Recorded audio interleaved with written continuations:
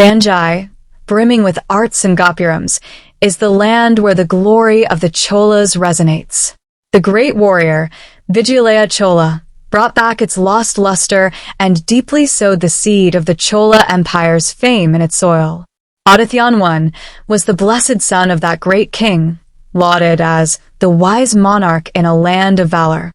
Even as a prince, he was unrivaled in valor and political acumen, just like his father. From a young age, he honed his skills in warfare and statecraft. Believing that the welfare of the people is the scepter, he prepared himself in all aspects, from battle strategies to royal justice. Under his father's guidance, he assimilated all the qualities of a great king.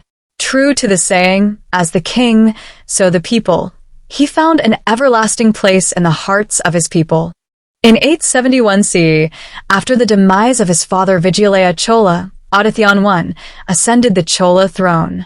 He took on the responsibility of a great empire, burdened by the immense dreams of restoring the glory of his ancestors, and thus, he was crowned.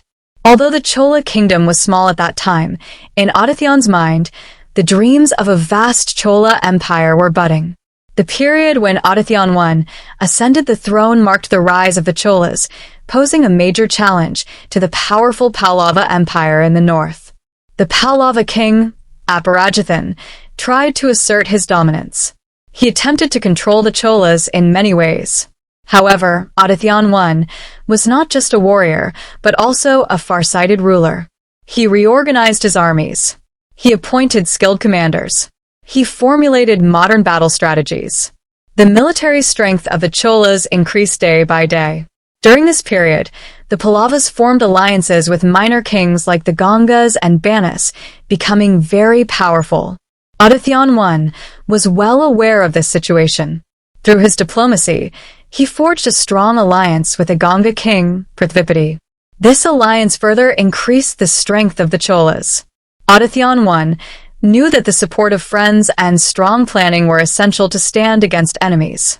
One historically significant day, Aditya Chola invaded the Pallava country with his mighty forces.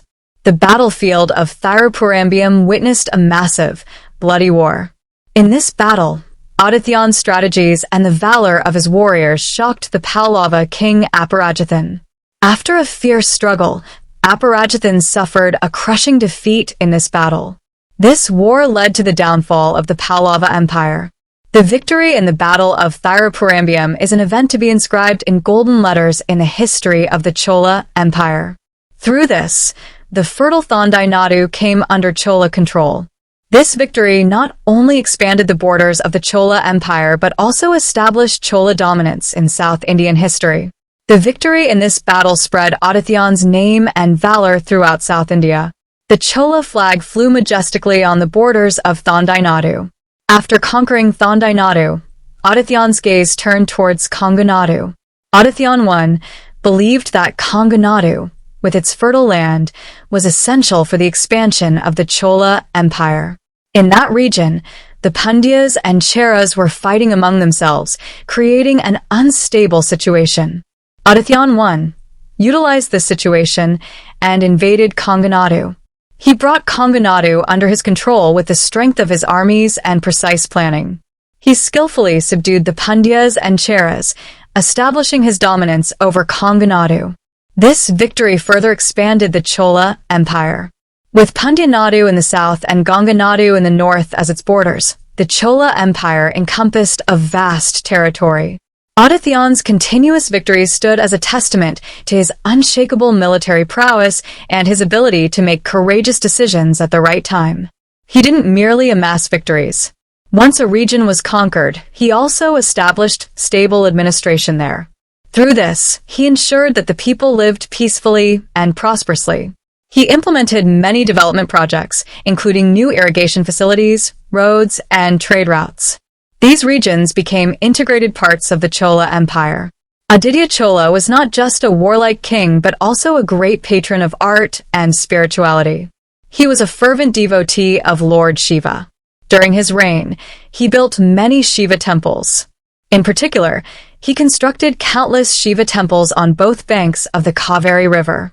The temples he built were called Kattali stone temples. Do you know why these Kattali are special? Kings before Adithyan I had built many temples with bricks. But Adithyan I, realizing that brick-built temples would not last long, removed those temples and built strong new temples with granite stones. This not only ensured the long-term stability of the temples, but also gave a new dimension to Chola architecture. The temples he built in places like Thiruvayur, Kumbakonam, and Chidambaram still stand as testaments to his artistic and spiritual dedication.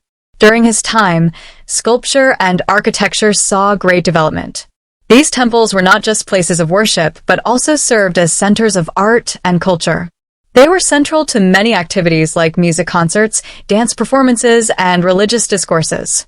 These temples not only enriched the spiritual life of the people, but also played a crucial role in their daily lives. They served as places for strengthening social bonds, centers of education, and venues for fostering arts. The temples built by Adithyan I laid the foundation for the magnificent Chola gopurams and sculptures we see today. Adithyan I was a king who cared deeply for the welfare of his people. He well understood that agriculture was the backbone of a nation. He implemented many irrigation projects to improve agriculture. New lakes were dug. Old ponds were desilted and deepened. Irrigation facilities were improved. Through this, agricultural production increased and the people prospered. Chola Nadu became a granary. He didn't stop with agriculture. He encouraged trade and commerce. New roads were built. Safe trade routes were created. Domestic and foreign trade flourished. This paved the way for the economic growth of the Chola Empire. The people lived happily and prosperously. Adithyan I received many titles during his reign. Some of them highlight his special qualities. He was given the name Kodandaramana. This signifies his excellence in archery and warfare. He was given this name because he excelled in archery like Lord Rama. Another important name was Kaveri Nadan. This name perfectly suited him due to the countless Shiva temples he built on both banks of the Kaveri River and his boundless devotion to the Chola country through which the Kaveri flows. He celebrated the glory of the Kaveri River through his name. Furthermore, he was affectionately called Kattali Kanda Adithyan, Adithyan I, who built stone temples, indicating that he built strong temples with granite stones. Adithyan I ruled effectively for over 30 years. His reign marked the beginning of the golden age of the Chola Empire. His valor, administrative skills, artistic and spiritual dedication, and concern for the welfare of his people established him as a great king in history. The legacy he left behind paved the way for the great growth of the Chola Empire during the time of his son, Adithya Chola I, and subsequent kings. The rise of great kings like Vijayalaya Chola and Rajendra Chola was due to the foundation laid by Adithyan I. The story of Aditya Chola is not just a collection of war victories. It reminds us of the birth of an empire, its glory, and how a king should rule his people with love and dedication. He still shines as a bright chapter in our history.